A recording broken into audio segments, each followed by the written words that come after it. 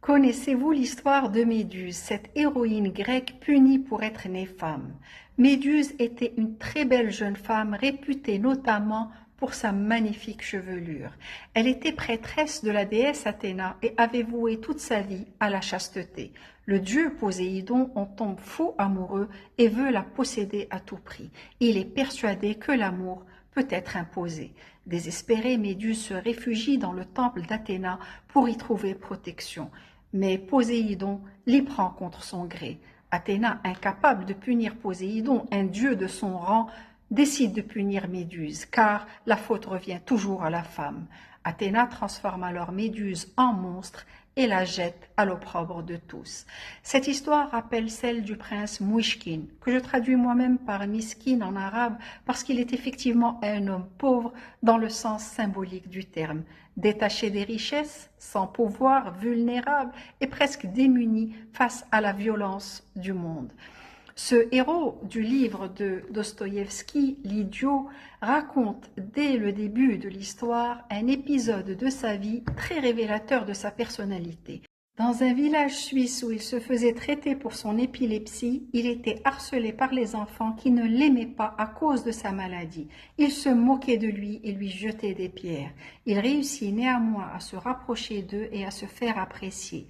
Lorsqu'un jour, il embrasse une jeune fille abandonnée de tous, Marie, du fait qu'elle a été déshonorée par un homme. C'est d'ailleurs sa propre mère qui fut la première à la livrer à la honte publique. Il dit alors « Je l'embrassais non parce que j'étais amoureux d'elle, mais parce que je la plaignais beaucoup et que je ne l'avais jamais tenue pour coupable, mais pour une personne malheureuse. » Et c'est cette même compassion qui le fera s'attacher plus tard, une fois devenu adulte, à une autre femme, Nastasia Philippovna, déshonorée et souillée elle aussi par un homme. Mais celle-là est irrésistiblement belle et animée par le démon du ressentiment et de la vengeance. Elle manipule, spolie et abuse matériellement ses soupirants sans rien leur concéder, pas même sa pitié. Comme Méduse, Nastasia veut se rapprocher d'une autre femme, Aglaé, que le prince voulait épouser après avoir été rejeté par elle, par Nastasia. Mais comme Athéna, Aglaé, jalouse, n'éprouve aucune empathie et veut humilier sa rivale. Les femmes ont cette faiblesse de toujours se considérer supérieures au point de ne jamais montrer la moindre solidarité entre elles. Le prince, un homme radicalement bon et compatissant jusqu'au sacrifice de lui-même, devient alors le révélateur de l'hypocrisie de ceux et de celles qui l'entourent. Sa bonté christique est prise pour de la faiblesse, de la naïveté, et aux yeux des autres, il est un idiot. Cet homme parfaitement bon n'est pas admiré, il est insulté, exploité, incompris et même méprisé. Dans une société dominée par l'ego, chacun joue un rôle, manipule et cherche à construire une image idéalisée pour préserver son statut, tout en camouflant ses basses actions et ses sentiments.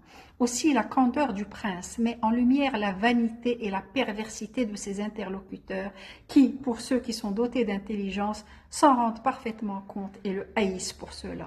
Ces personnages choisissent consciemment et délibérément d'user de leur position et de leur responsabilité pour assouvir leur désir de domination, et ils condamnent la compassion du prince. Pour qui se prend-il? C'est un idiot.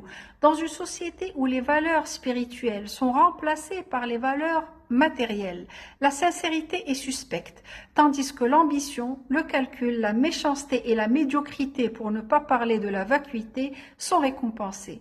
Le prince Mouchkine pense que la beauté sauvera le monde, pas uniquement la beauté esthétique, mais la beauté morale, la pureté du cœur et la capacité à aimer sans intérêt. Ici, Dostoïevski pose une question existentielle poignante.